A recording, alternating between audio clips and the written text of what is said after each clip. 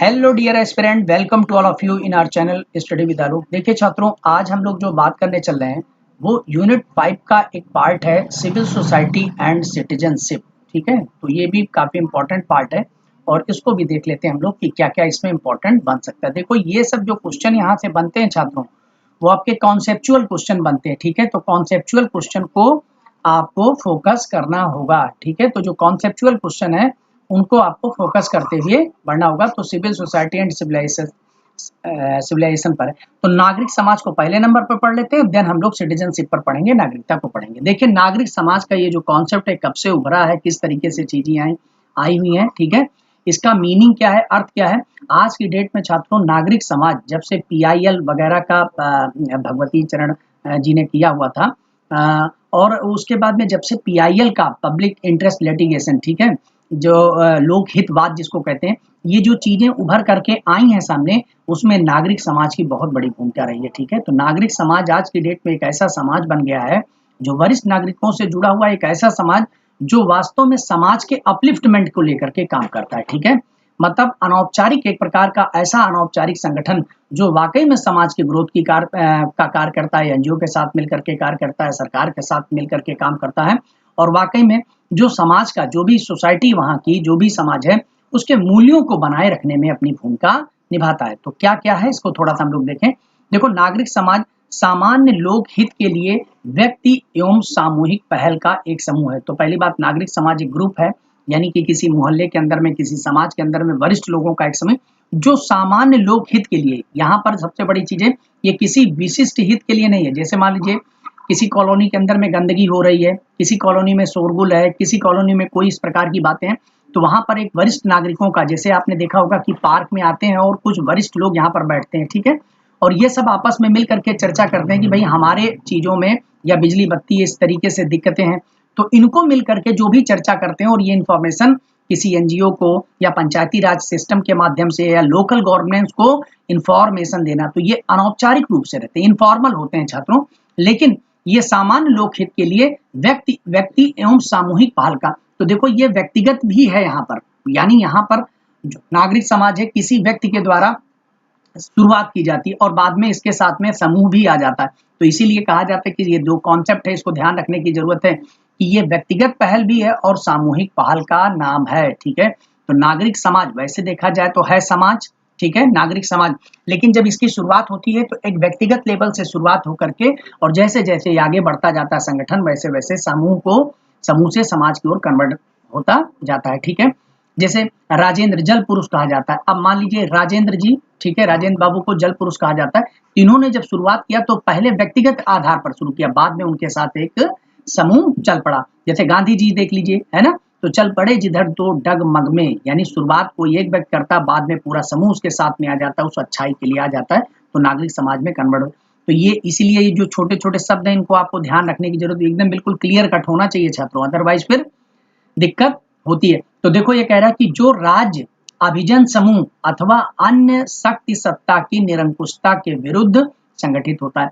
यानी अगर ये देखा जाए तो अगर कोई राज्य है या कोई एलीट ग्रुप है, जैसे कोई एलीट ग्रुप है किस तरीके से अगर आपको परेशान कर रहा है, तो उसके विरुद्ध में कोई स्टेट है ज्यादा आपके ऊपर प्रशासन चला रहा है या अलग तरीके से, या कोई शक्ति सत्ता समूह है, मान लीजिए पंचायती राज व्यवस्था में कोई व्यक्ति इस तरीके से कर रहा है या कोई बाहुबली नेता है, तो उनकी सबकी जो निरंकुशता है उसके विरुद्ध संगठित होकर के कार्य करता है।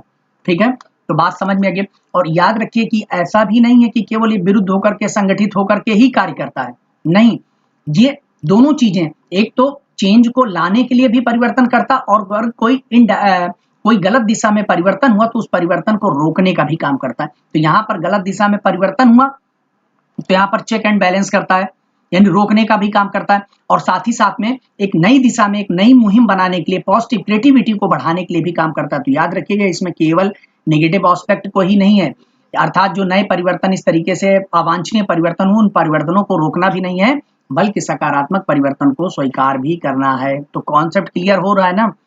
मतलब देखो, जब तक आप क्लियर करके नहीं चलेंगे तब तक फिर आपके मन में बैठे, क्योंकि जब भी कोई पुस्तकें होती, कुछ भी होती है छात्रों, या नोट्स होता है, तो जब तक आप उन चीजों को अच्छे से बिल्कुल क्लियर नहीं कर लेते हैं तब तक आपके सामने यहाँ पर दिक्कत होती है। तो देखो, यहाँ पर अगला पॉइंट देख लेते हैं कि नागरिक समाज की अवधारणा को किसी एक सैद्धांतिक लेंस से विश्लेषण नहीं किया। बिल्कुल अभी मैंने बताया कि एक लेंस लगा करके विरुद्ध संगठित होता, इस लेंस से तो आप एकदम देख ही नहीं सकते, तो किसी एक सैद्धांतिक लेंस से नहीं देख सकते हैं। फिर कैसे देख सकते हैं?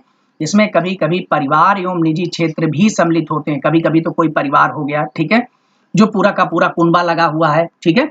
कभी कभी कोई निजी सेक्टर जो सेक्टर हो गया, निजी सेक्टर की कोई कंपनी, संस्था, एनजीओ हो गया, जो क्या करता है, जो सरकार एवं व्यापार से भिन्न समाज का तीसरा क्षेत्र कहलाता है। तो याद रखिएगा, ये सरकार, क्या एनजीओ सरकार है, सरकार का एक पार्ट है? नहीं। क्या व्यापार मंडलियों का एक पार्ट है? नहीं। इन सबसे भिन्न ये समाज का एक तीसरा क्षेत्र है, यानी ना तो सरकार वाला, जैसे देखते नहीं है कि मांग और पूर्ति के आधार पर, सपोज करिए मांग और पूर्ति के आधार पर अगर हम किसी चीज की वस्तु का सुनिश्चित कर रहे हैं, ये व्यापार कहलाता है। सरकार अपने लोक कल्याणकारी नीति के माध्यम से, अपनी नीतिगत राजकीय नीतियों के माध्यम से अगर कुछ तय करती है किसी वस्तु या किसी पॉलिसी को, तो ये सरकारी काम हो गया। लेकिन जो भिन्न, इससे भिन्न एक जो तीसरा समाज है, वो क्या कहलाता है? उसको वो आपका सिविल सोसाइटी हो जाता है। जैसे अगर मैं बात करूं छात्रों, जैसे ट्रांसजेंडर की मैं बात कर रहा हूं, ठीक है, तो अभी ट्रांसजेंडर की बात अगर की जाए तो एक स्टेट की सरकार ने मुझे अभी याद नहीं आ रहा है, अभी जल्दी में ही एक स्टेट सरकार ने क्या किया, झारखंड, उड़ीसा शायद, हाँ, उड़ीसा गवर्नमेंट ने क्या कर दिया कि उन्होंने ट्रांसजेंडर को अलग से मतलब जो है बैकअप देने के लिए उनको कुछ अनुदान राशि प्रदान कर रही है, या मंथली उनको कुछ प्रोत्साहन राशि है। अब कारण यह है कि जब एक बड़ा तबका काफी दिनों तक किसी एक विशेष पेशे में लगा था, अचानक से महामारी का दौर आया और ये पेशा बदल गया। अब व्यापारी, अगर व्यापार वर्ग से पूछा जाए, यानी जो प्राइवेटेशन वाले, वो कहेंगे कहते ही नहीं, सबको अपने जीवन जीने खाने का है, डार्विन की थ्योरी फॉलो करिए और सर्वोत्तम के लिए उत्तरजीविता, जो सर्वोत्तम है वही जिएंगे, और साथ ही साथ अस्तित्व के लिए संघर्ष, उनको अपने अस्तित्व को बनाए रखना है तो संघर्ष करें। ये बात व्यापार कह सकता है प्राइवेट लेवल पर। सरकार ये कह सकती है कि ठीक है, हम आने वाले वक्त में उनके लिए हम कोई ना कोई चीजें बनाएंगे। लेकिन तीसरा सेक्टर जो एक कह लीजिए पब्लिक सेक्टर है, वो जो पब्लिक सेक्टर आपका जो सिविल सोसाइटी, वो क्या करती है कि भाई ऐसे लोग हैं जिनका कोई मतलब इस प्रकार से पॉलिटिकल व्यू भी नहीं आ रहा है, तो उनको भी प्रोटेक्शन देने के लिए, उनको अपलिफ्टमेंट करने के लिए एक मुहिम की शुरुआत की जाए, अपनी आवाज को सरकार तक पहुंचाएं ताकि सरकार उनके ऊपर, तो शायद सिविल सोसाइटी का कुछ सेक्टर रहा होगा कुछ लोग रहे होंगे जिनकी वजह से जा करके वहां पर क्या हुआ, प्रोजेक्ट पास हुआ और सरकार ने फिर फाइनली कहा कि नहीं, हम इनको अनुदान देंगे, ठीक है। या अभी आप देखिए अन्ना हजारे जी का जब समय आया हुआ था, तो आप एक बात होती नहीं थी कि आप किसी फाइल में गए, भाई आपकी फाइल जा रही है, आपकी फाइल कहाँ जा रही है, फाइल कहाँ पहुंची है, मतलब अब चूंकि हायरार्की सिस्टम बना हुआ था, तो बाद में अन्ना हजारे और उनकी टीम आ करके जो शुरुआत करते हैं, यहीं से सिविल सोसाइटी बहुत फेमस हुआ छात्रों।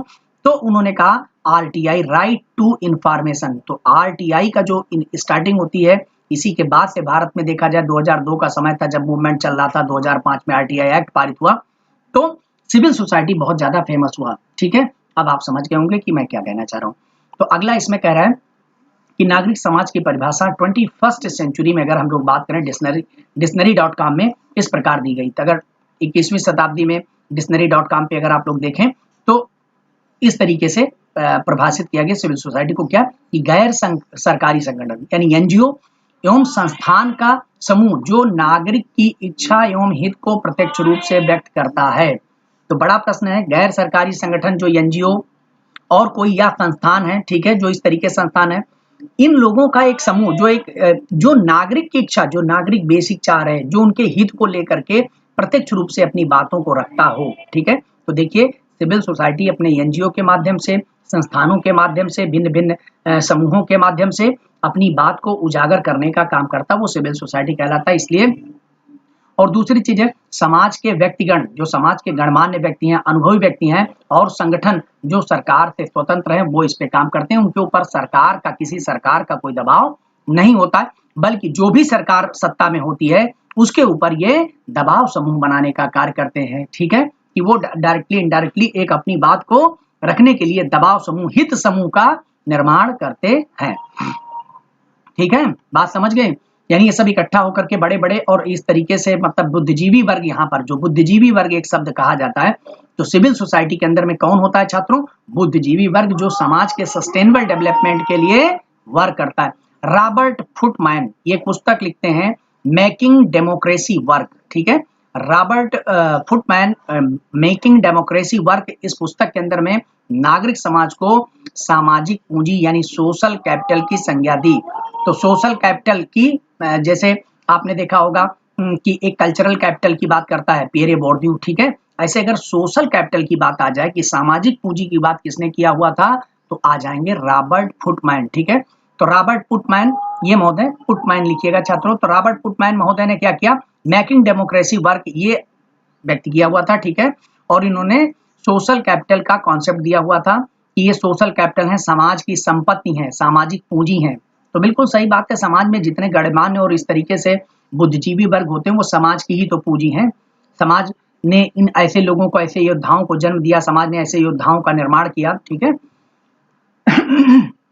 जो समुदाय में ये सामाजिक पूंजी जो लोग हैं या नागरिक समाज है, ये क्या करता है, समुदाय में नागरिकों की संलग्नता, जो नागरिक संलग्न है इंक्लूडेड, और सरकार की प्रभाविकता, ठीक है, को प्रभावित करता है। तो नागरिकों की संलग्नता का मतलब हो गया कि नागरिक क्या जागरूक है कि नहीं है, लगा हुआ कि नहीं, सरकार से अलग और विलग तो नहीं हो गया, अलग अपनी दुनिया तो नहीं, सरकार उसके ऊपर अत्याचार कर रही हो, सरकार उसके ऊपर दबाव बना रही हो, चीजें थोपती जा रही हो, उनको क्या करता, उनको अपने साथ में जोड़ने का काम करता है, और साथ ही सरकार को प्रभावित करने का काम करता है कि सरकार नीतियों को नागरिकों के हितों के लिए निर्मित करे।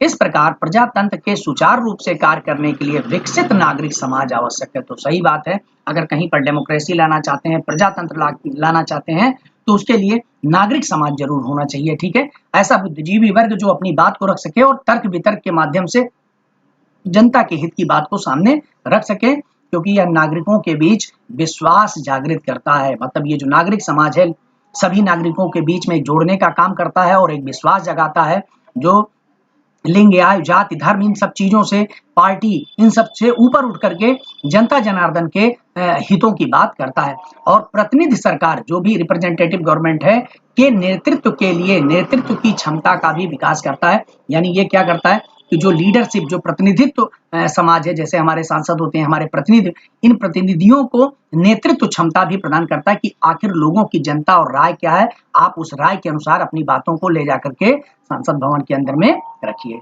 ठीक है।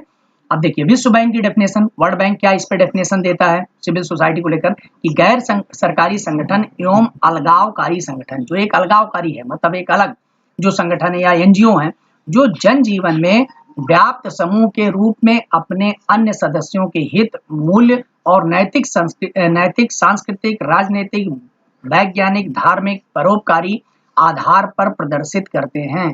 तो ये इसका मतलब ये हो गया एक अलगावकारी संगठन जो राजनीति वगैरह से अलग हो, समाज के किसी विशेष वर्ग समुदाय से अलग हो करके गैर सरकारी संगठन के रूप में, ठीक है, सामान्य जनजीवन को व्यापक समूह के रूप में अन्य सदस्यों के जो भी उसके सदस्य हैं या जो भी समाज है उसके हित के लिए, उन मूल्यों की स्थापना के लिए, नैतिकता को स्थापित करने के लिए, जो वहाँ की संस्कृत, राजनीतिक, वैज्ञानिक, धार्मिक, परोपकारी आधार पर अपनी बातों को रखने का काम करते हैं, प्रदर्शन करने का काम करते हैं। तो ये वर्ल्ड बैंक ने कहा, तो थोड़ा सा बृहद लेवल पर डेफिनेशन देने की कोशिश की है, ठीक है। तो जब बड़ी डेफिनेशन आ जाए तो उसको याद रखिएगा।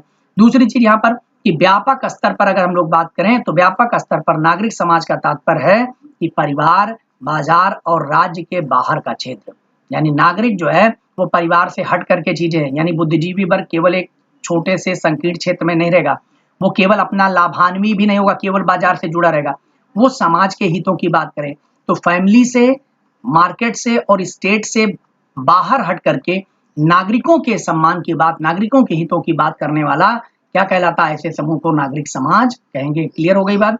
अब इसमें कहेंगे कि नागरिक समाज क्या है कि नागरिक जो समाज है, जो सिविल सोसाइटी, ये पारिस्थितिकी यानी सिविल सोसाइटी इकोसिस्टम में निम्नलिखित आयाम निहित है। जो सामाजिक, जो नागरिक समाज पारिस्थितिकी है, सिविल सोसाइटी इकोसिस्टम है, उसमें क्या क्या चीजें आ जाती हैं, इसमें कौन कौन सी चीजें बनी होती हैं, उनके बारे में भी हम लोग करते हैं। तो देखो गैर सरकारी संगठन यानी नॉन गवर्नमेंटल ऑर्गेनाइजेशन, एनजीओ, अलाभकारी संगठन जो लाभ के लिए नहीं काम करते हैं बल्कि क्या है, जनता के हित के लिए काम करते हो। नागरिक समाज संगठन जो नागरिक है जिनकी संगठित रचना और निर्धारित कार्य हैं और यह सभी पंजीकृत समूह और इकाई के रूप में कार्य करते हैं। तो याद रखिएगा इसमें कौन कौन सी चीजें सिविल सोसाइटी में आ जाती हैं? गैर सरकारी संगठन, अलाभकारी संगठन, नागरिक समाज, जिनको मतलब संगठित एक संरचना होती है, उसमें लोग एक दूसरे के साथ में जुड़े होते हैं, उनका एक ग्रुप होता है बुद्धिजीवियों का, जो एक सुनिश्चित कार्य को करते हैं, ठीक है, निर्धारित कार्य है वो इस परिधि, और मेन उनका उद्देश्य क्या है? जनता के हितों को मतलब जो है आगे बढ़ना। और यह सभी पंजीकृत समूह और इकाई के रूप में काम करते हैं, ठीक है। तो ये सब क्या होते हैं? एक ग्रुप बना करके, जैसे हम कहते हैं विशाल सेवा संस्थान। अब विशाल सेवा संस्थान क्या है? एक पंजीकृत समूह हो गया, इकाई के रूप में काम हो गया, अलाभकारी संगठन है, एनजीओ के रूप में काम कर रहा है, ये इस तरीके से हो गया। ऑनलाइन समूह, अब देखो यहाँ पर एक बात है, आज की डेट में केवल ऑफलाइन ही नहीं, जैसे ये तो ज्यादातर संगठन अभी आप 21वीं सदी के पहले, आज के 4-6 साल पहले देखिए तो इस तरीके से संगठन का खूब बोलबाला था। लेकिन आज वर्तमान में जब से ये ऑनलाइन का दौर आया, छात्रों व्हाट्सएप ग्रुप का दौर आया, टेलीग्राम ग्रुप का दौर आया, विभिन्न प्रकार के जूम ऐप का आ गया या गूगल मीट का आ गया, इन सब चीजों की वजह से ऑनलाइन समूह का निर्माण हो गया। तो ये भी सिविल सोसाइटी के रूप में बुद्धिजीवी वर्ग जब इकट्ठा होकर के बातचीत करते हैं किसी विशेष टॉपिक पर यूनाइट होकर के, तो वो ऑनलाइन समूह, ठीक है, इसके अंतर्गत आ जाए। तो ऑनलाइन जब समूह आ जाएगा तो ऑनलाइन समूह और कार्यकलाप जिसमें सोशल मीडिया समुदाय भी सम्मिलित इसमें, यानी जो गैर सरकारी संगठन है उसमें सिविल सोसाइटी के अंदर में सोशल मीडिया ग्रुप भी आ जाता है। देखते नहीं है कि शिक्षकों का एक संघ बन गया, ठीक है, उच्च सेवा संघ बन गया। तो ये क्या करता है? ये विद्यार्थियों के हित की बात करता है। और अगला देखिए कि ऑनलाइन, अब देखो छात्रों, जब से ये 21वीं सदी चल रही, सूचना प्रौद्योगिकी का समाज चल रहा है, ऐसे में आप देखिए बहुत सारे ग्रुप बने हुए हैं, ठीक है, जो सामान्य रूप से क्या करते हैं? जनता को, सरकार को प्रभावित करने की क्षमता रखते हैं और जनता को आपस में एक दूसरे का जोड़ने का भी काम करते हैं, ठीक है, उनके हितों की बात करते हैं। तो ऑनलाइन अथवा भौतिक प्रारूप में सामूहिक प्रकृति का सामाजिक आंदोलन, वास्तव में देखा जाए तो एक प्रकार का ये सोशल मूवमेंट टाइप का होता है, ठीक है, जो परिवर्तन के लिए होता है। हो सकता है कोई परिवर्तन हुआ हो, उसका विरोध कर रहा हो, या कोई परिवर्तन ना हो रहा हो तो उसको परिवर्तन चाहने के लिए भी हो सकता है। तो ऑनलाइन या भौतिक रूप से एक प्रकार का मतलब जो है सामूहिक प्रकृति का होता है, सोशल मूवमेंट से मिलता है। लेकिन बट ये सोशल मूवमेंट देखो, क्योंकि मैंने आपको बता दिया कि जैसे आरटीआई बाद में मूवमेंट में आ गया, लेकिन आरटीआई की जब शुरुआत हुई थी, विद्वान जन उसमें आए हुए थे, तो क्या थे वो? Civil society. तो सिविल सोसाइटी ही आगे चल करके सोशल मूवमेंट में कन्वर्ट हो जाता है, मतलब समझने की बात है। यानी सोशल मूवमेंट का अगर पहला चरण जब कभी आएगा तो क्या हो जाएगा छात्रों? तो आपका सिविल सोसाइटी हो जाएगा। दूसरी चीज है कि धार्मिक नेता की बात करें, देखिए मैंने तमाम चमत्कारिक नेताओं की बात की जाती है, ठीक है, जिसमें महात्मा गांधी हो गए या दलाई लामा जी हो गए, ये सब जो लोग हैं, ठीक है।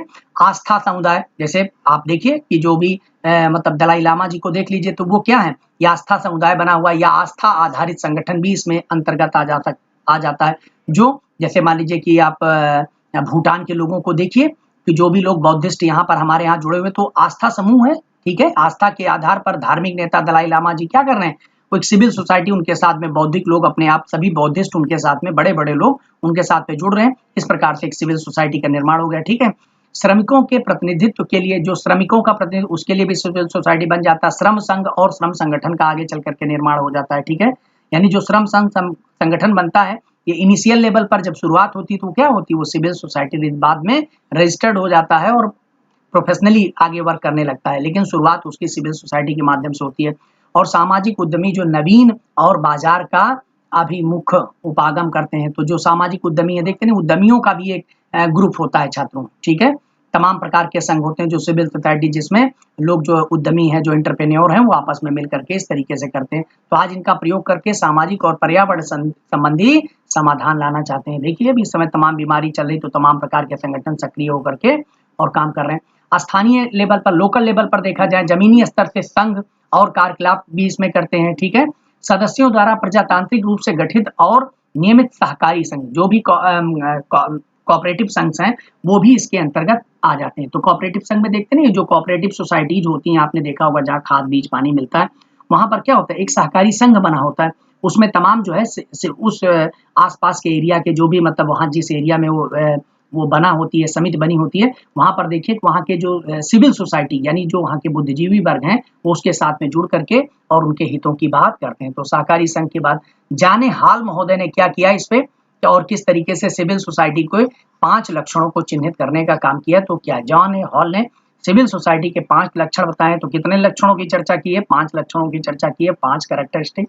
पहला बताए तानाशाही और निरंकुशता का भय जो समाज और सरकार के मध्य किसी भी प्रकार के समूह निर्माण को प्रोत्साहित नहीं करता है। ठीक है, तो एक चीज है कि जब भी तानाशाही होती है, निरंकुशता का भय होता है, ठीक है, या समाज एवं सरकार के मध्य किसी भी प्रकार के समूह के निर्माण को प्रोत्साहित नहीं करता है। तो एक चीज यहाँ पर ये कह रहे हैं कि नागरिक समाज का उद्देश्य ये नहीं है कि इसका उद्देश्य ये है कि मतलब जो तानाशाही है या निरंकुशता है, इन सब चीजों को समाप्त करने के लिए या इन सब चीजों को कमजोर करने के लिए क्या करता है, समाज और सरकार के मध्य में एक क्या करेगा, समाज और सरकार के मध्य किसी भी प्रकार के समूह का निर्माण को प्रोत्साहित नहीं करता। तो इसको क्या करते हैं यहाँ पर जो छात्रों, इसको प्रोत्साहित करने का मतलब क्या है कि इसको समाज और सरकार के मध्य किसी प्रकार के समूह के निर्माण को प्रोत्साहित नहीं करता, यहाँ प्रोत्साहित करता है। ठीक है, मतलब यहाँ पर सिविल सोसाइटी क्या है, यहाँ पर प्रोत्साहन देने का कार्य करेगा। ठीक है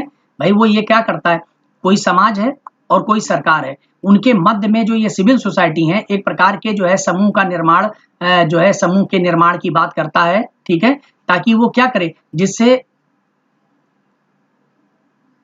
जिससे कहीं ना कहीं क्या होगा कि वो एक या छात्रों इसको अपडेट कर लेते हैं। ठीक है, आप इसको एक मिनट इसको आप अपडेट कर दे। देखिए इसमें दो चीजें निकल करके आ गई।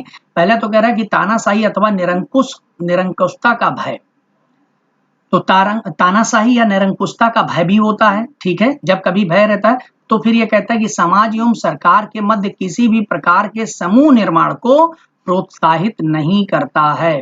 तो ठीक बात है, ये बिल्कुल सही है, नहीं को हटाने की जरूरत नहीं। यहाँ पर देखो ये बात ये कह रहा है कि जो हमारा सिविल सोसाइटी है, ये सिविल सोसाइटी कहीं पर ये नहीं चाहता कि हम एक अलग से ग्रुप का निर्माण करें। ठीक है, सिविल सोसाइटी बुद्धिजीवी वर्गों की एक अपनी मतलब जो है स्वतंत्र एक अपनी प्रतिभा होती है, जो सामूहिक रूप से इकट्ठा होकर के अपनी बातों को समाज में प्रसारित करने का काम करते हैं, वो रखने का काम करते हैं। उसको किसी तरीके से लीगली मानना मनवाना इस प्रकार की बात नहीं करते, बस केवल वो अपनी बातों को सरकार के समक्ष रखने का कार्य करते हैं। ठीक है, तो ये अच्छा है, आसान है, मतलब इसको आपको थोड़ा सा ध्यान रखने की जरूरत। तो ये समूह नहीं बनाना चाहता कि कोई ग्रुप बाजी, हम मतलब सिविल सोसाइटी को हम दबाव समूह नहीं कह सकते। ठीक है, तो इसीलिए वो कोई दबाव समूह या ऐसा हित समूह का निर्माण, क्योंकि समिति अगर बन जाती है छात्रों, तो वो समिति तो एक एनजीओ या कुछ अलग पार्ट हो जाएगा, उसके पहले की स्थिति है। तो ये निर्माण नहीं करना चाह रहा है, बस अपनी बातों को रखने का केवल कार्य करता, अपने विचारों को रखने का काम करते हैं। वो यूनाइट होकर के, संगठित होकर के एक तरीके से प्रॉपर वे में कहीं जाने आने की बात नहीं करता। तो बहुत ही अच्छा इंपॉर्टेंट टॉपिक है, क्योंकि ये बार बार बात हो रही। तो किसी प्रकार के निर्माण को समूह निर्माण, वो बात अलग है कि आगे चल करके समूह निर्मित हो जाते हैं, उसमें से एनजीओ भी बन सकता है और चीजें बन सकती हैं, संस्थाएं बन सकती हैं, बट ये प्रभावित नहीं करता। क्योंकि अगर ये काम करने लगेगा तो फिर सिविल सोसाइटी किस बात का, तो सिविल सोसाइटी का मतलब हो गया केवल बुद्धिजीवी वर्ग। ठीक है, केवल बुद्धिजीवी वर्ग होता है और बाकी ऐसी कोई बात नहीं होती। नेक्स्ट देखेंगे इसमें गणतंत्रीय, अगर हम गणतंत्र लेवल पर अगर हम लोग बात करें, जो हमारे यहाँ जैसे गणतंत्र लेवल पर, तो गणतंत्रीय जो गणतंत्र है, गणतंत्र का मतलब होता है जहां पर राष्ट्र का कोई हित मुखिया होता है, जैसे प्रेसिडेंट जहां पे होता है उसको गणतंत्र व्यवस्था। नागरिक मूल्यों की परंपरा का पुनर्जीवन, जो नागरिक मूल्य है, ठीक है, जो सिटीजन के वैल्यू, उनकी परंपराओं का पुनर्जीवन करना, यानी हमारे यहाँ नागरिक प्रथम होता है। जैसे कहा नहीं जाता है कि जनता का जनता के द्वारा जनता के लिए अगर है, तो उसमें नागरिकों के मूल्यों की परंपरा का पुनर्जीवनीकरण, यही मेन इसका उद्देश्य होता है। राष्ट्रवाद का विशिष्ट स्वरूप, जहां बहुमत शासन में आदर्श समाज का निर्माण होता है। तो बिल्कुल यहाँ पर है, क्योंकि ये विशेष हित नहीं है, कोई दबाव समूह नहीं है कि केवल अपना लाभ दे, बल्कि यहाँ पर राष्ट्रवाद की भावना का मिश्रण होता है। ठीक है, और विभिन्न सिद्धांत एवं विचारधाराओं का योगफल, इसमें क्या होता है कि विभिन्न प्रकार के बुद्धिजीवी वर्ग होते हैं, इसलिए विभिन्न प्रकार के सिद्धांतों का मिक्सअप भी होता है और विचारधाराओं आइडियोलॉजी का योगफल होता है। तो ये बड़ा इंपॉर्टेंट टॉपिक है, यानी निम्न में से कौन सी सिविल सोसाइटी की विशेषता नहीं है, ऐसा करके क्वेश्चन पूछ लिया जाए तो आप यहाँ पर, तो ये राष्ट्रवाद से ओतप्रोत होता है, ये क्षेत्रवाद से नहीं होता। वो बात अलग है कि सिविल सोसाइटी जो बनती है वो एक क्षेत्र विशेष में होती है, लेकिन वो राष्ट्र को ऊपर रखती है, क्षेत्रवादिता को उसके अंदर में रखती है। ये चीज आपको याद रखना होगा, मतलब एक कॉन्सेप्ट क्लियर, और इसमें कोई आइडियोलॉजी नहीं होती छात्रों, ये भी याद। विभिन्न विचार, जब हम आंदोलन बन जाता है तो उसमें आइडियोलॉजी एक हो जाती है, यही चीज याद रखना है कि जब वो मूवमेंट का रूप धारण करेगा तो मूवमेंट की एक आइडियोलॉजी होती है, क्योंकि बिना एक आइडियोलॉजी के क्या होगा, मूवमेंट चलेगा नहीं। तो वहां पर उसका एक औपचारिकरण हो जाता है मूवमेंट का, उसमें आइडियोलॉजी सेंट्रलाइज हो जाती है। यहाँ पर क्या होता है, विभिन्न सिद्धांतों का मिक्सचर होता है और विभिन्न विचारधाराओं का योगफल होता है, इसीलिए इसको सिविल सोसाइटी कहते हैं। ठीक है छात्रों, यानी एक प्रकार का कहते हैं ब्रेन स्टॉर्मिंग का काम करता है। अगर कोई समस्या आ चुकी है, कोई बात आ चुकी है, तो उसके लिए क्या योगदान होगा, क्या क्या मतलब उसके विकल्प हो सकते हैं, इस प्रकार की वो बात करता है। और तात्विक सांस्कृतिक मूल्य, जो सांस्कृतिक मूल्य अर्थात व्यक्ति का सामाजिक कटघरा जिसमें उसके कार्य और मूल्य निर्धारित किए जाते हैं। तो एक प्रकार का ये है कि एक सामाजिक कटघरा है, व्यक्ति का एक सामाजिक कटघरा बनाने का काम करता है, एक सांस्कृतिक मूल्य निर्धारित का काम करता है कि जिसमें सभी लोगों के जो भी नागरिक हैं उनके कार्य को सुनिश्चित किया, यानी प्रत्येक व्यक्तियों के केवल कार्य और अधिकार इनको जो है सुनिश्चित करने का कार्य किया जाता है, यानी वैल्यूज क्या हैं, ठीक है, उस समाज की वैल्यू ये वो बताने का कार्य करता है। इस प्रकार देखा जाए तो नागरिक समाज क्या कर रहा है, विश्व में एक नई शक्ति के रूप में, बहुत इंपॉर्टेंट है कि नागरिक समाज विश्व में एक नई शक्ति के रूप में उभर कर आया, बिल्कुल सही बात है। और लोक हित यानी पब्लिक इंटरेस्ट में, अगर पब्लिक इंटरेस्ट मुद्दे की बात की जाए, मैंने बताया था PIL जैसे मुद्दे हों, तो पब्लिक हित मुद्दे जैसे पर्यावरण, मानव अधिकार, महिला, लिंग, चुनावी मॉनिटरिंग, ठीक है, भ्रष्टाचार विरोध, ठीक है, अन्य उचित तथ्य के प्रति संलग्नता और सक्रियता बढ़ी है। तो आज की डेट में जो आज ये जो PN भगवती साहब ने, ठीक है, एक PN भगवती, ठीक है, इन्होंने ही सबसे पहले, ये दिल्ली हाईकोर्ट के जो है जज रहे, तो इन्होंने ही सबसे पहले PIL का कॉन्सेप्ट स्टार्ट किया था छात्रों, पब्लिक इंटरेस्ट लिटिगेशन, ठीक है, यानी कि लोकहितवाद, जो लोकहितवाद का कॉन्सेप्ट स्टार्ट हुआ था, तो लोकहितवाद को, लोकहित मुद्दे को ये स्टैंड कौन करता है, असली रूप से कौन सामने लेकर के आता है, तो वो आपका सिविल सोसाइटी हो जाता है, ठीक है, नागरिक समाज ही ऐसा है। ये सब मुद्दों को, जो भी महिला, मानवाधिकार, पर्यावरण का मुद्दा है, चुनावी मॉनिटरिंग, ये सब भ्रष्टाचार विरोध, ये सब जो चीजें आई हैं, इन सब चीजों की सक्रियता को बढ़ाने में किसका बहुत बड़ा योगदान रहा है, नागरिक समाज यानी सिविल सोसाइटी का, ठीक है। तो मोस्ट इंपॉर्टेंट है, कथन कारण वाला क्वेश्चन, इस पे बहुत प्यार से बनेगा और आप अच्छे से समझ लेंगे, ठीक है। और मैंने आपको बैकग्राउंड में बता भी दिया इन क्षेत्रों में, क्योंकि देखो अगर भारत के अंदर में बात की जाए तो देख नहीं रहे हैं आप लोग कि 2002 जब अन्ना हजारे जी का टाइम पीरियड था, वहीं से शुरुआत होती है और उसके बाद में फिर RTI एक्ट आता है, तो वहीं से सिविल सोसाइटी बहुत ज्यादा मतलब सक्रिय है। और इन क्षेत्रों में गैर सरकारी संगठनों ने पारंपरिक राजनीति को एक नया आयाम प्रदान किया है। तो जो पारंपरिक राजनीति, जो ट्रेडिशनल हुआ करती थी कि बस केवल आलोचना करना है, ठीक है, मतलब अपनी पूरी सेकना है, किसी विशेष वर्ग को लाभ देकर के उस वर्ग को अपने पक्ष में करना, इसको एक नया आयाम प्रदान किया और मानव जाति को विश्व समस्याओं के निदान हेतु एक नया स्वरूप प्रदान किया। यानी अगर सस्टेनेबल डेवलपमेंट की बात की जाए तो इसके सेंटर में रहता है, राष्ट्रवादिता की बात की जाए तो इसके सेंटर में रहता है, मतलब ये आधुनिकता की जगह पर उत्तर आधुनिकता को प्रेफर्ड करता है, ठीक है, तो इसको ध्यान रखिएगा, ये आधुनिकता की जगह पर उत्तर आधुनिकता को प्रेफर्ड करेगा। तो ये सब चीजें बड़ी मतलब इंटर रिलेट है, अगर आप जरा सा भी इधर उधर हिल गए तो फिर आप क्लियर नहीं कर पाएंगे। चलिए नेक्स्ट है, नागरिक समाज के सिद्धांत और उसके लक्षण क्या है। भाई सिविल सोसाइटी क्या उसके थ्योरी है, तो ये जो नागरिक सोसाइटी समाज होता है ये 3 सिद्धांतों पर काम करता है। पहला तो सहभागी कार्य, जब भी कोई चीज होता है तो मिला करके, मैंने बताया विभिन्न सिद्धांतों, विभिन्न विचारधाराओं का योगफल होता है, तो इसका मतलब ये सहभागी कार्य है, पार्टिसिपेटरी इंगेजमेंट होता है। इसमें समाज के सभी सदस्य, वरिष्ठ सदस्य जो सामान्य कल्याण के लिए विभिन्न स्रोतों तक पहुंच जाते हैं और शासन व्यवस्था में सम्मिलित होने का अधिकार रखते हैं और नागरिक कार्य और सामाजिक परिवर्तन में सम्मिलित होने के लिए स्वतंत्र भी रहते हैं। तो ये बात आपका पार्टिसिपेटरी है, सब मिल करके और किसी समस्या विशेष और सामान्य कल्याण के लिए कार्य प्रोग्राम बनाते हैं। दूसरी चीज है संवैधानिक सत्ता। अब ये बड़ा कॉन्स्टिट्यूशनल अथॉरिटी के रूप में कब हो जाता है, नागरिक समाज नागरिकों के अधिकार और सुविधाओं की सुरक्षा भी करने का काम करता है। अगर कभी ऐसी बात होती तो अपनी बात को क्या करता है, जैसे अब मैंने बताया ना PIL जो दाखिल होता है कि बार बार अपने वक्तव्य को पेपरों के अंदर में देते क्या होता है, उस पे जो है कोर्ट खुद ही संज्ञान में लेता है और उसके ऊपर जो है अमुक अधिकारी से, जो भी सक्षम अधिकारी होता है उससे जवाब सवाल कर लेता है, उससे पूछ लेता है। तो ये क्या है कि नागरिकों के अधिकार और सुविधाओं की सुरक्षा करता है और कानून के शासन के अंतर्गत नागरिक एवं सामाजिक समूह को संवैधानिक वैधता एवं शक्ति प्रदान करता है। यानी PIL के माध्यम से क्या करेगा, संवैधानिक सत्ता, जिससे वे समुदाय सेवक और ट्रस्टी के रूप में राजनीतिक एवं आर्थिक कर्ता को उत्तरदायी, जो भी राजनीतिक रूप से उस पर बैठा हुआ या जो भी आर्थिक कार्यकर्ता उसको उत्तरदायी ठहरा सके, ठीक है।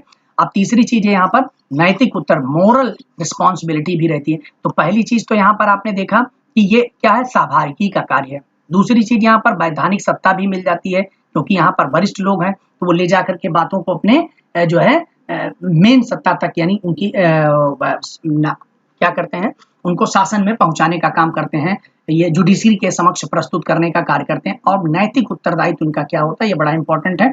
देखो सामाजिक संदर्भ में देखें, अगर हम सोशल कॉन्टेक्स्ट में देखें तो सभी समुदाय सदस्य की नैतिक जिम्मेदारी है कि वो इस प्रकार की अपनी नागरिक स्वतंत्रता का प्रयोग करें। मतलब सबका जिम्मेदारी होती है कि प्रत्येक व्यक्ति अपने नागरिक स्वतंत्रता जो मिली हुई है, वाक्य की स्वतंत्रता, आर्टिकल 19, इसका खूब भरपूर प्रयोग करें। क्यों? लोग अपनी बातों को रख नहीं पाते हैं, तो जो पढ़े लिखे सक्षम व्यक्ति होते हैं, शिक्षित हैं, वो अपनी बातों को रख पाते हैं। इसीलिए नागरिक स्वतंत्रता का प्रयोग करें जो दूसरों के मानवाधिकार का हनन ना कर सके। तो जो दूसरे मानवाधिकार लोगों का हनन ना हो और आप अपनी बात को सक्षम तरीके से रख सकें, ताकि जो मानव हैं उनके अधिकारों का हनन ना हो सके। और क्या हो, समता, न्याय और पारस्परिकता का अभ्यास सामाजिक व्यवस्था और स्थायित्व का निर्माण करता है। तो इससे क्या होगा, लोगों के जैसे आरटीआई आ गया तो अब क्या है, जवाबदेही सुनिश्चित होने लगी। अदरवाइज फाइल चलिए, फाइल कहाँ पड़ी अभी उसकी जानकारी नहीं, आप आते जाते रहिए। लेकिन अब क्या है, अब डिजिटलाइजेशन हो गया और साथ में आरटीआई लग गया, तो आपने किस आधार पर कौन सा क्या बना करके किया, आपको एक मतलब जो है सूचना वो भी एक निर्धारित समय में देना होता है। ठीक है, तो ये किसका कमाल था, सिविल सोसाइटी का था।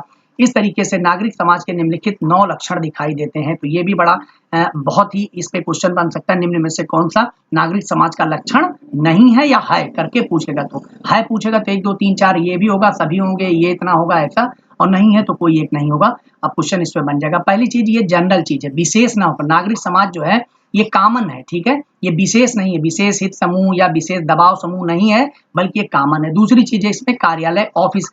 ऑफिस का मतलब होता है कि इसमें पद प्रतिष्ठा, यानी जब नागरिक समुदाय बनता है तो उसमें क्या होता है कि एक ऑफिशिएट मतलब इसको माना जाता है, एक प्रकार का अपनी अपनी बातों को रखने का एक तरीका, मतलब कामन तरीके से कार्यालय के रूप में एक मतलब मान लिया जाता है कि ये है, या अपने जैसे एक संघ के रूप में होता नहीं है कि संघ के रूप में होता है। और जब भी हम किसी चीज का एसोसिएशन बनाते हैं वहां पर, तो किसी किसी को ऑफिस का मतलब हो गया कोई ना कोई पद दिया जाता है। ठीक है छात्रों, तो सामान्य है। दूसरा ऑफिस है, क्यों ऑफिस है, क्योंकि वो एसोसिएशन होता है, एक प्रकार का संघ होता है जिसमें वरिष्ठ लोग आपस में एक दूसरे के साथ में जुड़े होते हैं। न्यायशीलता की बात करें, ट्रस्टीशिप का मतलब ये हो गया कि हम कमाएं, सब कुछ करें, लेकिन हम ज्यादा कमा करके क्या करें, मतलब जो है न्यायशीलता का सिद्धांत किसने दिया हुआ था, महात्मा गांधी, एम के गांधी जी ने दिया हुआ था। इसका मतलब हो गया कि जो अपना आप प्राप्त कर रहे हैं, जो भी पारितोषिक आपको मिल रहा है या जो भी आपको लाभांश है, उस लाभांश को जनता में फिर से जो है री इन्वेस्टमेंट करना, ताकि जनता को ज्यादा से ज्यादा रोजगार प्राप्त हो सके। यानी अपनी चीजों का उतना ही उपभोग करना जितना आवश्यक हो, उनका मिस यूज, दुरुपयोग ना करना। ठीक है, यानी आपकी अपनी व्यक्तिगत संपत्ति को इस तरीके से यूज करना कि उसका मैक्सिमम यूटिलाइजेशन हो सके, इसको न्यायशीलता ट्रस्टीशिप का कहते हैं। ठीक है, श्रम प्रभुता की बात करें, सोवरजेनिटी की बात करें, जैसे मतलब संप्रभुता, अब देखो ट्रस्टीशिप को हम एक मतलब कई विद्यार्थी हमारे ये समझ नहीं पाते, तो मैं एक एग्जांपल, जैसे मान लीजिए टाटा है, ठीक है, या धीरू भाई अंबानी, मुकेश अंबानी जी हैं, मान लीजिए उन्होंने देखा कि भाई बहुत पैसा कमाया, मतलब 1 अरब रुपए मान लीजिए कमा लिए। ठीक है, कि मान लीजिए उनकी एक महीने की इनकम 1 अरब रुपए। ठीक है, अब वो कमा रहे हैं तो वो क्या कर सकते हैं, इस 1 अरब में से आधे अरब में वो अपना घूमने टहलने का, विभिन्न देशों में घूमने टहलने और परचेजिंग करने का काम करें, और विभिन्न देशों में बड़ी बड़ी बिल्डिंगें और ये सब खरीदें। फिर क्या होगा, इससे दुनिया भर के देश तो डेवलप होंगे, लेकिन क्या भारत के?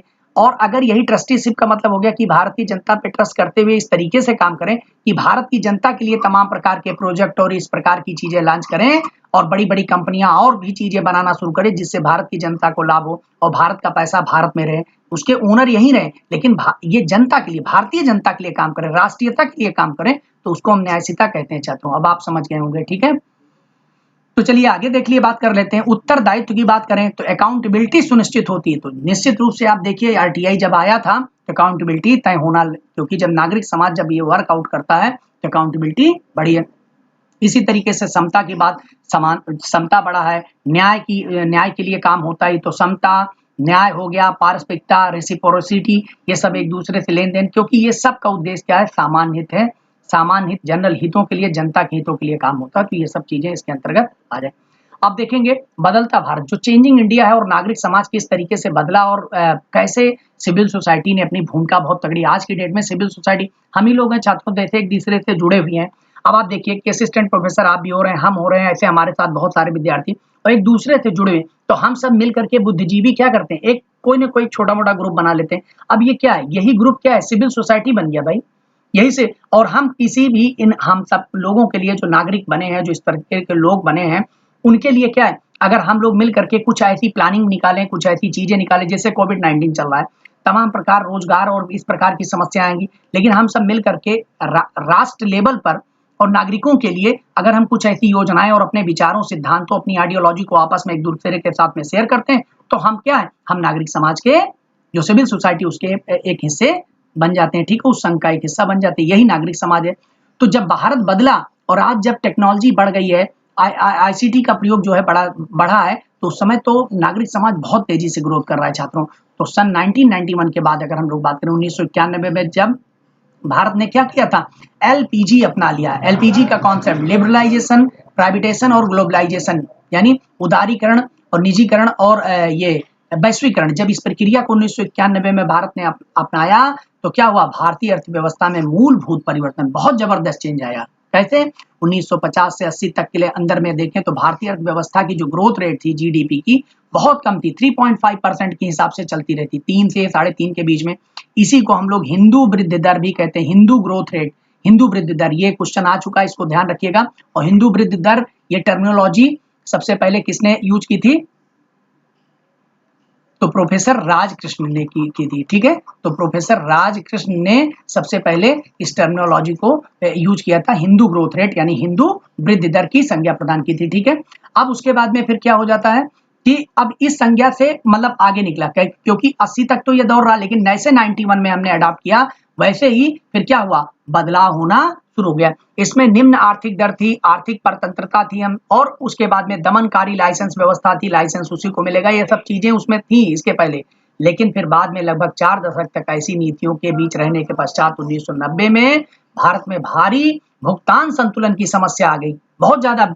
बीपीओ जो हमारा था, भुगतान संतुलन, यानी विदेशी ऋण हमारे पास में चुकता करने के लिए विदेशी मुद्रा की बिल्कुल कमी आ गई। तो हमने फिर क्या किया, ओपन मार्केट कर दिया। ओपन मार्केट कर दिया तो बाहर की कंपनियां आई, और उसके बाद में क्या हुआ, उन्होंने कंपटीशन इंक्रीज किया। तो आज देखिए कितना बड़ा बदलाव हो गया, ठीक है। तो बदलाव कैसे आया, जब कंपटीशन बढ़ा तो बदलाव आना ऑटोमेटिकली शुरू हो गया। और ऐसी स्थिति में, जैसे छात्रों, मैं ये कोई टिप्पणी नहीं कर रहा हूं, ना किसी प्रकार का कोई राजनीतिक मुद्दा है, लेकिन बस इसी बात को मैं थोड़ा सा जोड़ने की कोशिश कर रहा हूं। वैसे वो कहां तक सही है, ये इकोनॉमिक्स, अर्थशास्त्री और भविष्य बताएगा। लेकिन आप एक छोटी सी चीज देख लीजिए, एलपीजी आया, तो एलपीजी आया तो फिर क्या हुआ, एफडीआई बढ़ा, निश्चित रूप से फॉरेन डायरेक्ट इन्वेस्टमेंट, यानी जिसको हम विदेशी प्रत्यक्ष निवेश कर जो है, तो ये जो प्रत्यक्ष निवेश बढ़ा, एफडीआई बढ़ा। तो एफडीआई बढ़ा तो इससे क्या हुआ, भारत की कंपनियों के साथ में जो लाइसेंस वाली व्यवस्था थी, सबको लाइसेंस दिया। तो इससे क्या हुआ, बहुत तेजी से ग्रोथ रेट 5 से 6%, 7% हो गया। चलो ठीक है, आप इसी तरीके से, यानी कंपटीशन बढ़ा दिया आपने, मार्केट में और लोगों को लॉन्च कर दिया, तो यहाँ की लोग जो अपने पुराने बैठे हुए थे घाक बन के, उन लोगों ने अपने आप को सुधार दिया। इसी का छोटा सा एग्जांपल, मैं कोई टिप्पणी नहीं कर रहा हूं, न किसी प्रकार का राजनीतिक मुद्दा है, ना हमारा इससे किसी प्रकार का कोई लेना। लेकिन अगर आप एक छोटी सी घटना को देखिए, अभी देखिए कुछ ट्रेनें स्टार्ट कर दी गई, ठीक है, कहा गया कि ये ट्रेनें जो है ये स्टार्ट कर दी गई और ये चलेंगी। और जैसे, विश्वास नहीं मानेंगे, जैसे ट्रेनें ये स्टार्ट हुई और इनके लिए घोषणा हुई, आप देख लीजिए कि इसी बीच में बहुत सारी ट्रेनें बिल्कुल राइट टाइम, जैसे अभी जब कोविड-19 में जब पहली बार जब ट्रेन ओपन हुई और उसके बाद जब चलना शुरू हुई, तो सारी ट्रेनें बिल्कुल अपने आप ऑटो, क्यों, क्योंकि उनको लग गया कि हमारी ट्रेन में कोई बैठने के लिए तैयार ही नहीं होगा, अगर हम समय से नहीं पहुंचाएंगे तो हर कोई आदमी इस ट्रेन में बैठेगा, हमारी ट्रेन में बैठेगा ही नहीं, तो काम ही खत्म हो जाएगा, ठीक है। तो इसका मतलब क्या हुआ, ऑटोमेटिकली ये सही हो गया। तो अब देखिए ग्रोथ रेट जहां पर वहां पर पड़ा हुआ था कि ठीक है भाई, कूड़े में भांग पड़ी है, धीरे धीरे चलने दो, वहां पर चीजें, हाँ, थोड़ा नकेल कसने की जरूरत। तो एफडीआई अगर देखा जाए, जब एफडीआई आया तो फिर सारे लोग एकदम बिल्कुल वही है, क्योंकि हमने एफडीआई हमने क्यों नहीं ओपन किया हुआ था, बहुत दिनों तक क्यों नहीं ओपन करके रखा था, क्योंकि हमें डर था कि कभी ईस्ट इंडिया कंपनी आई थी और हमारे ऊपर कब्जा कर ली और हम गुलाम हो गए थे। लेकिन जब नए संसाधन, नए तरीके, नए कानून का शिकंजा अगर बहुत तगड़ा होगा, तो आप देखिए अभी जल्दी से सरकार ने क्या किया, जितनी विदेशी कंपनियां, उनके ऊपर विशेष प्रकार का टैक्स लगाना शुरू कर दिया, और साथ ही साथ में उनके मालों पर, जो उनके प्रोडक्ट होते हैं, उस पर साफ साफ लिखना शुरू कर दिया कि ये प्रोडक्ट कहाँ है, मेड इन इंडिया या मेड इन चाइना, इसको शो करे। यानी अगर कानून अगर आपके पास में अच्छे हैं, श्रम प्रभुता आपके पास में है, ठीक है, तो आपको डरने की जरूरत नहीं। वही सेम चीज यहाँ पर, अगर श्रम प्रभुता यानी होल्डिंग अगर है, अब ऐसा है कि एकदम प्राइवेटाइजेशन कर देंगे तब तो फिर स्थिति क्या हो जाएगी, सब कुछ मार्केट के हाथ में चला जाएगा और फिर सरकार गिरवी रख उठेगी। लेकिन अगर प्रशासन अगर अच्छा रहे सारी चीजें, तो निश्चित रूप से छात्रों ग्रोथ रेट होगी, क्योंकि ऐसा 1990 के बाद में देखने को, मैं एक छोटी सी स्थित कंपैरेटिव स्टडी किया हूं, क्योंकि मैंने बताया नहीं कि समाजशास्त्री का जो सबसे बड़ा काम होता है वो कंपैरेटिव वस्तुनिष्ठ अध्ययन होता है। यहाँ पर सब्जेक्टिविटी से हमारा कोई लेना देना नहीं है। चलिए आगे बात करते हैं। ऐसी स्थिति में अंतरराष्ट्रीय मुद्रा कोष से अनुदान लेने के अलावा कई क्रांतिकारी, भाई इंटरनेशनल सब मॉनेटरी फंड से अनुदान मिलने लगा और क्रांतिकारी आर्थिक सुधार लाए गए, जैसे अंतरराष्ट्रीय व्यापार, निवेश के लिए खुलापन, निजीकरण, सुधार, विनिमय, मुद्रास्फीति पर नियंत्रण, ये सब सारा काम स्टार्ट हो गया। सब आपको पता है, ग्रोथ रेट भी पता है, ठीक है। दुनिया के अंदर में चाइना के बाद में दूसरी ग्रोथ रेट जो तेज चल रही है वो इंडिया के अंदर में चल रही भाई।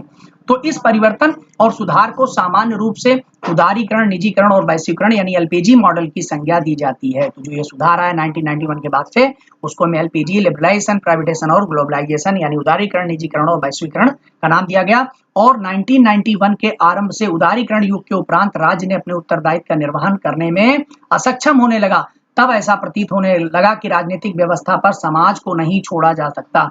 मतलब पूरे समाज को केवल राजनीति पे रख देंगे, केवल राजनीति पर रख देंगे, तो राजनीति तो ऐसी है कि केवल अपनी पूरी सेकने के लिए हमेशा हमेशा के लिए यहाँ की जनता को मूर्खी बना करके बैठेगी। क्योंकि ये जनता क्या है, लॉलीपॉप पर घूमने लगती है। थोड़ा सा फुहारा फेंक दिया और उसके बाद में सब मामला शांत हो जाता है, पुरानी सभी बातों को भूल करके और जय जय करने लगते हैं, ठीक है। तो इस तरीके से इन समस्याओं से भी मुक्त पाने के लिए बात किया और इस तरह नागरिक समाज और सामाजिक कर्ता का विकास हुआ। अब सामाजिक कर्ता यहीं पर आए, ठीक है, यानी सिविल सोसाइटी का कॉन्सेप्ट आने लगा और सामाजिक कल्याण का कार्य सौंपे जाने लगा, समाज कल्याण का कार्य सौंपे जाने लगा और सिविल सोसाइटी का कॉन्सेप्ट निकल के आया। इस प्रकार राष्ट्रीय विकास में नागरिक समाज का 3 महत्वपूर्ण योगदान बहुत इंपॉर्टेंट है। क्या है भाई? एक तो इनोवेशन, नागरिक समाज जो क्या करता है, इनोवेशन का काम करता है, यानी नागरिक समाज सतत सस्टेनेबल डेवलपमेंट की बात करता है, जन केंद्रित विकास को बढ़ावा देने का काम करता है, नए तरीकों का प्रयोग पर करता है, क्योंकि यहाँ पर बहुत सारे सिद्धांत, बहुत सारी विचारधारा को एक साथ मिला करके जोड़ने की बात की जाती है। राज्य और राष्ट्रीय सरकार अंतरराष्ट्रीय स्तर पर विभिन्न मॉडलों और यंत्रों का प्रयोग करें, इस आधार पर वो काम करता है, यानी लकीर का फकीर छोड़ देता है, इनोवेशन पे आ जाता है, ठीक है। दूसरी चीज सशक्तिकरण, एम्पावरमेंट, यानी नागरिक को उनके अधिकार प्रदान करना सबसे बड़ी बात है। बहुत सारे नागरिक उनको अपना अधिकार है, लेकिन उनको चूंकि अशिक्षा है, तो इस तरीके से क्या है, उनके अंदर इतनी हिम्मत नहीं है, पावर नहीं है, यूनाइटेड नहीं है, तो वो एम्पावर्ड नहीं है, तो उनको एम्पावर्ड भी करने का काम करता है, सशक्त करने का काम करता है। ऐसे में समाज के शोषित और हाशिए पर पड़े हुए जैसे महिलाएं हैं, बच्चे हैं, वृद्ध हैं, इन लोगों को क्या करता है, या SC ST OBC, इन सबको क्या करता है, सामाजिक आर्थिक रूप से सशक्तिकरण करने का कार्य भी करता है। और साथ ही साथ में शोध एवं समर्थन, रिसर्च एंड जो है एडवोकेसी का भी काम करता है, भाई हेल्प भी करता है और रिसर्च भी करता है। सतत शोध के आधार पर महत्वपूर्ण लोक शिक्षा कि कैसे काम किया जाए और नीति समर्थन का काम करता। देखते नहीं है आजकल जैसे प्रधानमंत्री जी ने देखिए एक अभियान शुरू किया, मन की बात। क्या है मन की बात? ये तो पहले से प्रोग्राम सब बने हुए हैं, बस केवल क्या अपडेशन। इसमें वही है कि जो सिविल सोसाइटी के लोग हैं वो अपनी बातों को पत्र के माध्यम से PMO तक पहुंचाएं, उस इनोवेशन को। और अगर ये चीजें वाकई में बहुत अच्छी हैं, क्योंकि कोई जरूरी नहीं कि जो IAS बन गया, जो वहां पर बैठा हुआ, या मान लीजिए मैं पढ़ा रहा हूं तो मैं ही सब कुछ जान रहा हूं, आप भी वहां पर बैठे हुए हैं, हो सकता है आपका इनोवेशन बहुत अच्छा हो, आपके सुधार हो। तो छात्रों इसी बात पे अगर किसी भी चीजों के सुधार की अगर वो रहता है या मुझे व्यक्तिगत रूप से, तो आप कमेंट में जरूर बताया करिए, ठीक है। तो ये एक अच्छी बात है, ठीक है। और साथ ही साथ में अगर आपको ये सब बातें अच्छी लगती है भाई, तो मुझे कहने की जरूरत नहीं पड़ना चाहिए। मतलब मैं देखता हूँ कि 80-85 लोग आप लोग जो है इसको व्यू करते हैं, ठीक है, पूरा मिला करके हमारे जो भी विद्यार्थी 80-85-90 पेड। अब मान लीजिए उसमें से मैं देखता हूँ कि लाइक करने वालों की संख्या 10 से 20 होती है, 30 होती है, तो ये थोड़ा सा मतलब अच्छा नहीं लगता। इसको भी काम किया करिए, इससे प्रोत्साहन मिलता है, इससे लगता है, या कमेंट भी लिखिए, है, तो इससे ये लगता है कि नहीं आपका समर्थन, मतलब एक बुद्धिजीवी वर्ग में आपकी गिनती हो जाती। थोड़ा सा समय लगता है, लेकिन छात्रों जरूरी है, क्योंकि ये अगर आदत में रहेगा तभी आप बहुत आगे तक जाएंगे, ठीक है। और राज्य एवं नागरिक समाज के मध्य आंतरिक संबंध को सामाजिक राजनीति यानी सोशल पॉलिटिक्स की भी उपमा दी जाती। तो जो राज्य और नागरिक समाज के मध्य में जो संबंध बन गया, इसी को हम सोशल पॉलिटिक्स भी कहते हैं। तो ये नया जो शब्द निकल करके आया है, सोशल पॉलिटिक्स। सोशल पॉलिटिक्स के लिए क्या चीजें जरूरी है? एक तो नागरिक समाज, नागरिक की बातें, और जो स्टेट, ये दोनों एक दूसरे के साथ में इंटरलेट करके राज्य उस प्रकार की पॉलिसियां इनसे हेल्प लेकर के बनाया जाए, तो उसको हम सोशल पॉलिटिक्स करेंगे। देखते नहीं है प्योर पॉलिटिक्स लोग करने लगते हैं, तो प्योर पॉलिटिक्स की जगह पर क्या करना होगा, हमें सोशल पॉलिटिक्स करना होगा, समाज से मिलना होगा, समाज से निकल करके जुड़ना होगा, उनकी बातों को सुनना होगा। तो इस तरीके से राज्य सरकार और नागरिक समाज का सामान्य हित जन कल्याण ही रहा है। भाई सब लोग तो यही कहते हैं हम जन कल्याण की, जनता के कल्याण की बात कर रहे हैं, लेकिन इन तीनों को आपस में जोड़ करके चलना होगा। इस प्रकार भारतीय राज्य अपने नागरिकों को प्रजातांत्रिक अधिकार की गारंटी प्रदान करता है, जिसके कारण नागरिक समाज के कार्यों को वैधता मिलती है। जो नागरिक समाज है उसके कार्य को ऑटोमेटिकली वैधता मिलती है। जैसे एग्जाम्पल में आरटीआई की मांग कि भाई आप कर क्या रहे हैं, कहाँ पर है, हमको दीजिए। तो जब ये अन्ना हजारे महोदय जी का जब शुरू हुआ था तो ये क्या था, सिविल सोसाइटी था। बाद में क्या हो गया, इसको वैधता प्रदान कर दी गई, इस पे कानून बना दिया गया। इस प्रकार सभी नागरिक समाज संगठनों के प्रति क्या होते हैं, राज्य निधिकरण एवं नियामक का कार्य करता है। मतलब जो राज्य निधिकरण है, जो उनको नियामक, एक रेगुलेटरी बॉडी के रूप में काम करता है, ठीक है। और अगर हम लोग बात करें 73वां 74वां संविधान संशोधन किससे संबंधित है, पंचायती राज व्यवस्था, ठीक है, को संवैधानिक अधिकार जब प्रदान किया, उसके उपरांत क्या हुआ कि नागरिक समाज संगठन पंचायती राज संस्थान जैसे ग्राम सभा, जिला परिषद, इन सबके साथ मिलकर के कार्य करने लगे हैं। तो आज की डेट में इन सबके साथ में मिलकर के काम करने लगे। और साथ ही साथ में देखिए नागरिक समाज एवं मीडिया संबंध। तो नागरिक समाज का अगर हम मीडिया के साथ में रिलेशन देखें कि कैसे, तो भाई आज की डेट में तो मीडिया बहुत जल्दी तेजी से ग्रुप बन रहे हैं और चीजें क्या हो रही, लाइव भी आ रही हैं, वोकल भी आ रही हैं, रिटर्न में भी आ रही हैं। तो इससे क्या है, बहुत सारे बुद्धिजीवियों का, विभिन्न सिद्धांतों का और विभिन्न विचारधाराओं का संगम बहुत तेजी से हो पा रहा है। अभी क्या था कि कम्युनिकेशन होने के, अब क्या है कि बुद्धिजीवी वर्ग अपने सिद्धांतों का काम करते हुए, वो अपने जो भी कार्य क्षेत्र में जो भी आजीविका के लिए काम कर रहे हैं, उस आजीविका को करते हुए भी अपने विचारों को आसानी से दूसरों तक पहुंचा पा रहे हैं। जैसे हम बहुत बिजी रहते हैं लेकिन अपने विचारों को आप तक पहुंचा पा रहे हैं, कारण क्या है, मीडिया से जुड़े हुए, ठीक है। तो ये पार्ट हो गया। अब देखिए 21st सेंचुरी में इलेक्ट्रॉनिक और प्रिंट मीडिया में नई क्रांति आई। बिल्कुल एकदम सही बात, जगह जगह प्रिंटर लगे, खट से तुरंत प्रिंट करके निकाल लिए।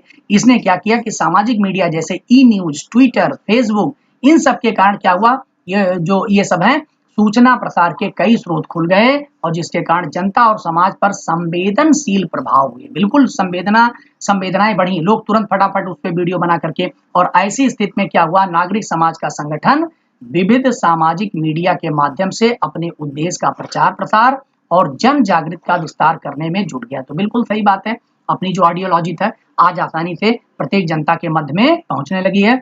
सन 2011 की बात करें, 2000 अप्रैल से अन्ना हजारे आंदोलन के पश्चात, अगर हम अन्ना हजारे आंदोलन की अगर बात करें तो नागरिक समाज शब्दावली का प्रयोग मीडिया में बहुत ज्यादा होने लगा, ठीक है। तो जब इधर मूवमेंट आया 2011 में, ये सब चीजें जब आगे बढ़ी, वैसे तो 2000 में ही शुरुआत हो गई थी, लेकिन 2011 में जब ये आंदोलन बड़े लेवल पर स्टार्ट किया गया तो वहां से छात्रों क्या हुआ, सिविल सोसाइटी बहुत ज्यादा फेमस हुआ और जन शब्दकोश का यह भाग हो गया, क्योंकि इलेक्ट्रॉनिक मीडिया ने शोषित पीड़ित वर्ग की स्थिति, ठीक है, व्यवस्था में भ्रष्टाचार, राजनीतिक मीडिया, शोषित पीड़ित वर्ग, ठीक है, इन व्यवस्था में भ्रष्टाचार और राजनीति और सामाजिक कर्ताओं के विचार को व्यापक रूप से प्रसारित किया है। तो भाई सही बात है कि जो ये सब चीजें हैं, कहां कहां पर किस किस प्रकार का शोषण है, कितने दिन तक मामले पड़े, इनके सबका बड़े लेवल पर किया। और ये लास्ट चल रहा है पैरा कि नागरिक समाज का निर्माण राज्य बाजार व्यवस्था को दूरी को कम करने का प्रयास था। वाकई में जो नागरिक समाज था वो क्या था कि जो बाजार है यानी प्राइवेट और जो स्टेट है गवर्नमेंट,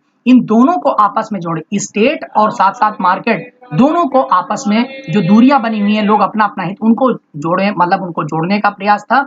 और पिछले 2 दशक में अगर हम लोग बात करें 2000 से लेकर 2010 और 2010 से लेकर 2020, ठीक है, इन 2 दशकों में बात करें तो नागरिक समाज संगठन अधिक व्यापक हो गया, बहुत बड़ा व्यापक हो गया, बहुत सारे नागरिक संगठन बने हुए हैं छात्रों। और नागरिक समाज युवा वर्ग, महिला वर्ग और अन्य हाशिए में पड़े जो समूह है उनको शासन और राजनीति के संपर्क में जोड़ने में सक्षम हो पाया है। तो इस तरीके से छात्रों ये वाला पार्ट यहीं पर फिनिश होता है। अब हम लोग सिटीजनशिप को नेक्स्ट लेक्चर में पढ़ा जाएगा, ठीक है, जो नागरिकता है इसको नेक्स्ट लेक्चर में पढ़ेंगे।